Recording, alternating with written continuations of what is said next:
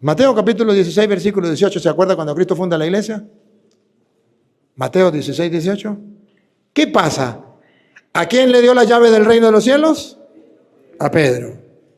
Y si usted se sale de esa iglesia y usted no quiere a Pedro, ¿y quién tiene la llave del reino? Pedro se va a quedar por fuera. Pero no solamente dice que el diablo va a atacarla, pero que no puede destruir la iglesia. A ver, venga.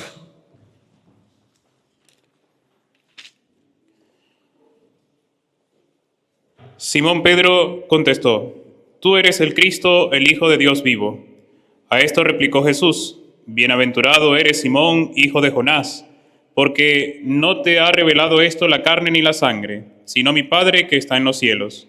Y yo a mi vez te digo que tú eres Pedro, y sobre esta piedra edificaré mi iglesia. Más claro no canta un gallo. Cristo tiene una iglesia. Segunda enseñanza. ¿El diablo la va a atacar? Dale. Y las puertas del Hades no prevalecerán contra ella. ¿La va a atacar? Sí. ¿La va a destruir? No tengan miedo. Es que la iglesia va a ser destruida. Es que el Papa va a destruir la iglesia. La iglesia no la destruye ni el diablo. ¿No creen en la profeta Jesús? ¿En la profecía de Jesús? No, pues yo creo en la profecía de Petronilo. ¿A mí qué me importa? Es que yo creo en el teólogo tal. ¿A mí qué me importa? Yo creo en Cristo, en su palabra y en lo que enseña la iglesia. Los teólogos no son la iglesia. Lo repito, los teólogos no son la iglesia, son parte de la iglesia. Pero los teólogos pueden pensar distinto a la enseñanza de la iglesia. Depende de la rama que agarre o de la línea que agarre. Lo que a nosotros nos mantiene en la iglesia no son los teólogos, es el Papa y la jerarquía de la iglesia, la doctrina, el magisterio de la iglesia. ¿Me captan? Los teólogos nos iluminan, unos nos iluminan al revés. Sí, porque hay teólogos locos. A San Cristóbal vino un teólogo loco. Sí, teólogo loco, doctor en teología, venía de Roma, para darle una enseñanza a los curas y a los seminaristas. Y comenzó a decir que no existía ni el infierno ni el purgatorio, que eso era mentira, era un invento de los curas. ¿Qué cuentas? Y ningún cura se levantó a decirle la verdad. Y ningún seminarista, los seminaristas comenzaron a temblar y nada. Y en eso yo iba pasando el seminario y entré al seminario y me dice un sacerdote, me dice: Toro, ¿usted qué opina de un teólogo que diga que no existe el infierno ni el purgatorio? Le dije: está loco. Llegaron los seminaristas: es un teólogo, nos está diciendo que no existe ni el purgatorio ni el infierno. ¿Usted qué opina? Está loco. Pero nadie es capaz de decir nada porque es un teólogo, es doctor en teología y viene de Roma. A mí qué me importa. Pero venga, porque no, yo voy apurado. Solamente voy a comer y me voy. Y nos sentamos a comer en el comedor de padres, todos los padres. Y yo soy un señor extraño ahí, pero yo no sabía que era el teólogo. Pensé que era otro padre más que venía de otro lado.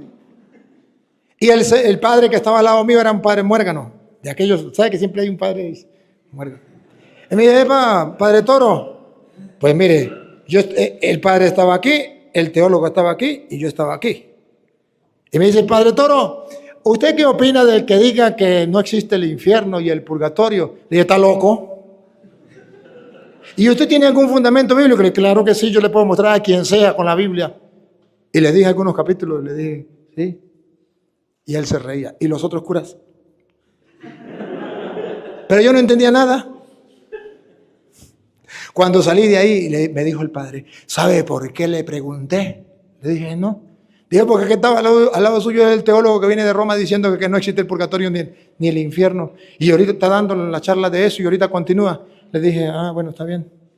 Busqué mi Biblia y me senté de primero, esperando que continuara. Y el padre al lado mío: yo quiero ver. El hombre habló como media hora, una hora, y no tocó el tema que traía. Me fui por otro lado y yo esperando. Como no tocó, yo tenía que irme, me fui. Y después me contó el padre: no más, usted se fue. continuó con el purgatorio y el infierno diciendo que eso era mentira. Y yo no tenía tiempo para, tenía un retiro, estaba de paso. Hay teólogos locos, pero no le cuenten a nadie. Bueno,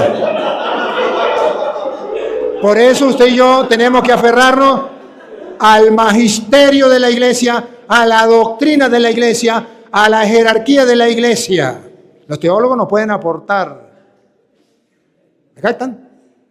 Entonces le dice, tú eres Pedro, sobre esta piedra edificaré mi iglesia. Los poderes del infierno jamás la podrán vencer. ¿La van a atacar? Sí. Satanás pidió permiso para zarandearlos a ustedes como hace con el trigo. Sí la van a atacar. Pero yo he rogado por ti para que tu fe no venga abajo. No la podrán vencer. No se asusten, seminaristas, no se asusten. Nadie va a vencer la iglesia. Que la iglesia ahora sí se acabó. Ahora sí se acabó porque este es el antipapa. Este no sé, les patina el coco, no creen en la palabra. Y luego dice Jesús, escuche a Pedro. A ti. A Pedro. ¿Qué le dice a Pedro? A ti. A Pedro. Al Papa. ¿Qué le dice a Pedro? A ti. No a Petronilo ni a Pánfilo. ¿Qué le dice a Pedro? A ti. A ti, Pedro. Te daré las llaves del reino de los cielos. ¿Lo ven o le presto esta lupa grande? Para que lo vean. En Pedro Jesús tuvo toda la confianza que le entregó las llaves. Entréguele la llave usted a cualquier tonto, la llave de su casa. Donde tenga un gran tesoro. No lo va a entregar las llaves. Jesús le entregó las llaves del reino, el tesoro más grande. Se la dio a Pedro. ¿Le tiene confianza o no? ¿Y por qué le tenía confianza? Porque yo he rogado por ti para que tu fe no venga abajo. ¿Entienden? ¿O qué es lo que no entienden? A ti te doy la llave del reino de los cielos. Ahora salen por internet diciendo, la llave la tengo yo. ¿Saben del loquito, no? Digo el dueño del manicomio, voy a soltar todos los locos porque ya no hay plata aquí en Venezuela para darle comida a los locos. Que vayan y comen en su casa. Pero es así, el loco que no esté loco, el loco que siga loco lo traemos. El que no esté loco se va. Vamos a hacer una prueba. Y pintó en la pared una puerta delante de los locos. Y digo, el que me abra esa puerta se va. Aquí está el manojo de llaves. Hagan la fila. Y todos los locos haciendo la fila. Y llegó el primero a abrir y nada que podía. Y había uno atrás que se reía. ¿Cómo llama usted? Uno que se llamaba Jesús Manuel. Y se reía allá atrás, se reía. Y entonces el dueño del manicomio le dice, ay, aquel se dio cuenta la cosa. Y se va y le dice, ¿y usted por qué se ríe? Dice, porque es una parranda de loco. ¿No ve que es una parranda de loco? ¿Por qué una parranda de loco? Usted no se da cuenta que están con ganas de abrir esa puerta. Esa puerta no la pueden abrir. ¿Y por qué no la pueden abrir? Digo, porque la llave la tengo yo aquí en el bolsillo. Más loco todavía. Pero miren ustedes. Así están en las redes sociales. El Papa no tiene las llaves las tengo yo aquí en el bolsillo.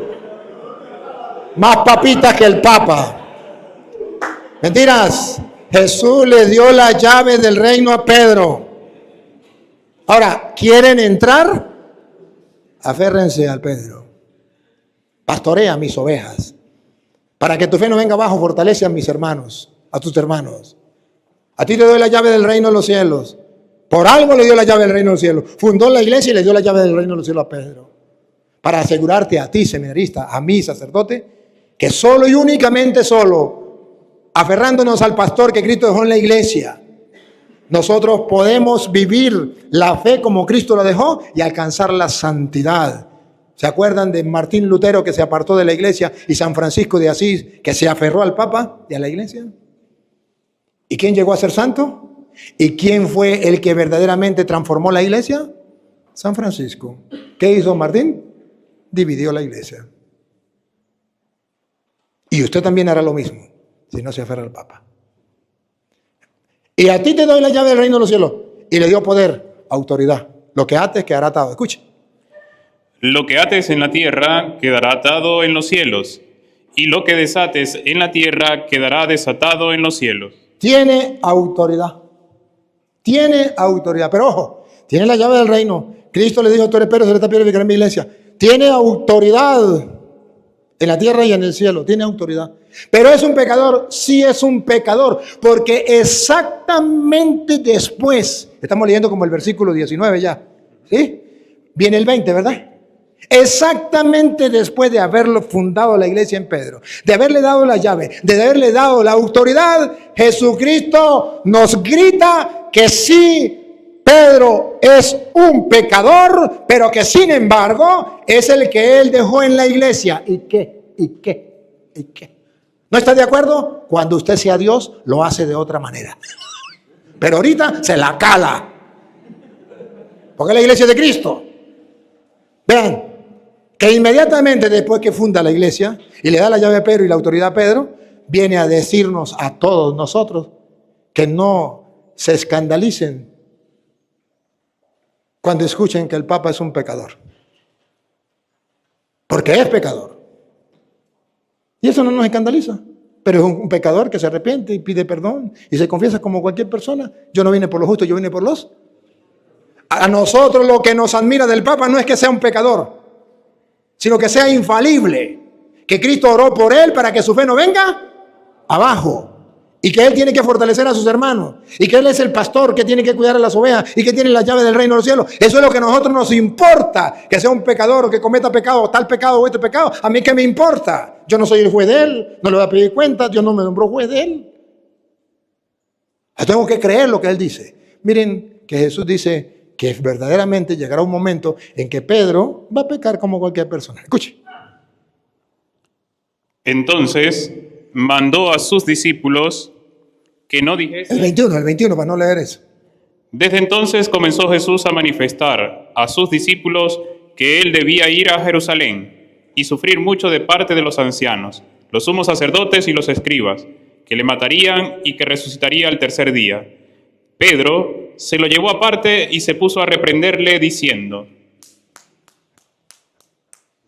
A Pedro se le subió el poder. Llevó aparte y comenzó a reprender a Jesús. A bárbaro. Qué atrevido. Es un pecado. Diciéndole: Ni se te ocurra, Señor. Viene a darle órdenes a Jesús.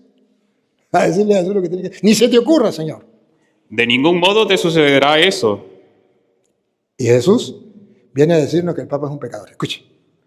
Pero él, volviéndose, dijo a Pedro: Quítate de mi vista, Satanás.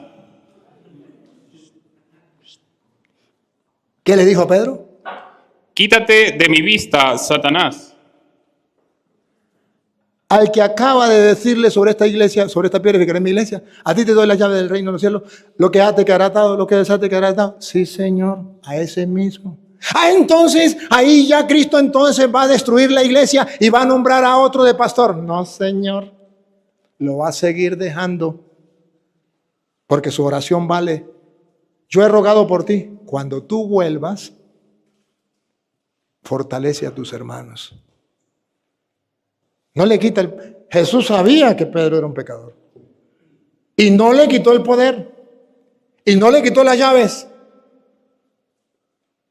Por eso se acuerda que lo negó 3 veces. Y no le quitó el poder. Y no le quitó las llaves. Se lo hubiese quitado. Apártate de mí, Satanás. Solo me sirves de escándalo, porque tus pensamientos no son los de Dios, sino los de los hombres. Entonces la Biblia está diciendo que el Papa siempre tiene que luchar contra la tentación número 1 del Papa: dejarse llevar por los hombres. Y siempre tiene que volver al Señor, pensar como Dios y no como los hombres. Pero no solamente el Papa, toda autoridad, también los obispos. Pero no solamente los obispos, también los curas. Pero no solamente los curas, también los seminaristas. ¿Qué es lo que tenemos que aprender? a dejar de pensar como los hombres y a comenzar a pensar como Dios. Y para eso tenemos que meter la palabra de Dios aquí, para poder pensar como Dios y no como los hombres. Pero por eso Cristo destruyó la iglesia o sacó a Pedro de allí. No, siguió siendo el papa de la iglesia, el jefe de la iglesia. Queridos hermanos, no se escandalicen. ¿Por qué un obispo pecó? ¿Por qué un cura pecó? ¿Por qué el papa pecó? Somos humanos. Y el que no tenga pecado que lance la primera piedra. Eso lo hacen los protestantes para engañar a la gente.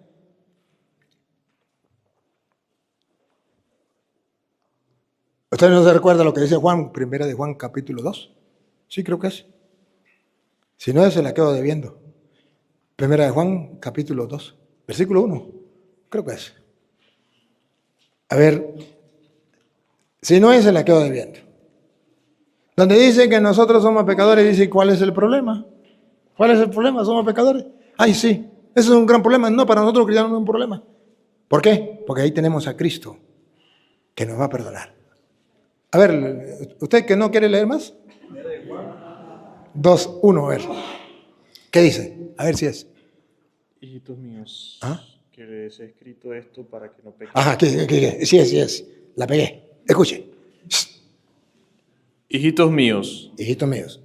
les he escrito esto para que no pequen. ¿Qué es lo que Dios quiere? Pero no estamos exentos de eso. Somos humanos de carne y hueso y vamos a pecar. Les he escrito esto para que no pequen. Y el Papa, pues la petición de Dios es que no peque. Pero escuche. Pero si uno peca,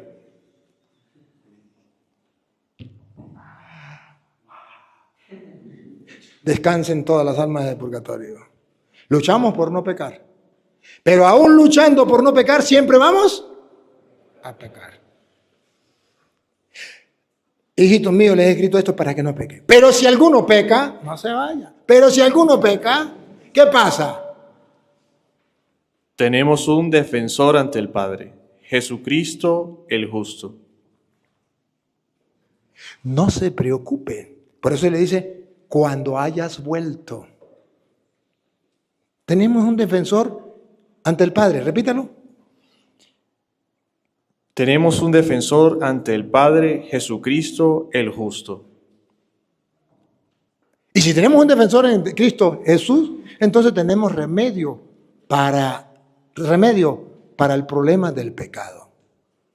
Y yo creo que ya es el tiempo, voy a ir terminando. Primera de Juan, capítulo 1, versículo 7 en adelante. Porque el problema es, y si es un pecador, eso no es problema. Hay solución. Y el Papa es un pecador, si es un pecador, eso no es problema. Eso tiene solución y Dios le dio la solución.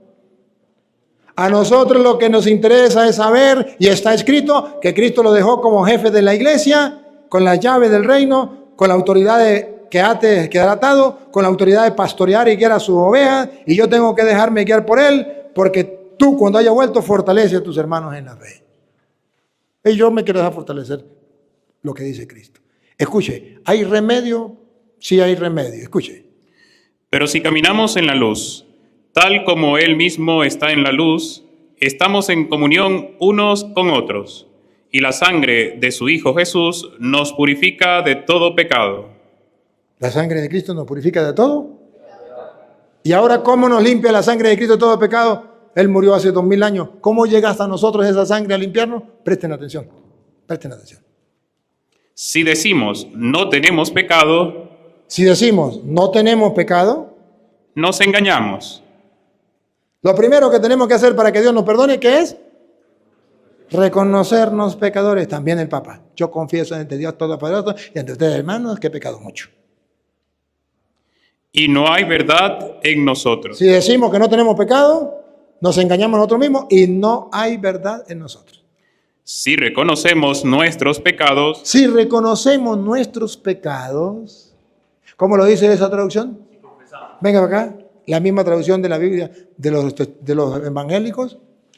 Pero si confesamos nuestros pecados, Pero si confesamos nuestros pecados, Él que es fiel y justo nos perdonará nuestros pecados Pero si confesamos nuestro pecado, no hay ningún problema. Él es fiel y justo para perdonar nuestros pecados. Pero el detalle sería reconocer que somos pecadores y confesarnos. Y ustedes ven que el Papa se reconoce pecador y también se confiesa. Y todos vamos en el mismo camino.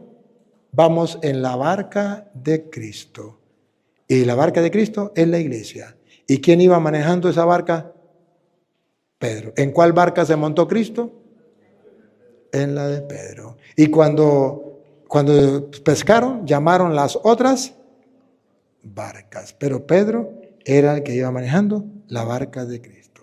Papá Dios, te doy gracias por la oportunidad que me brinda de compartir con los hermanos seminaristas.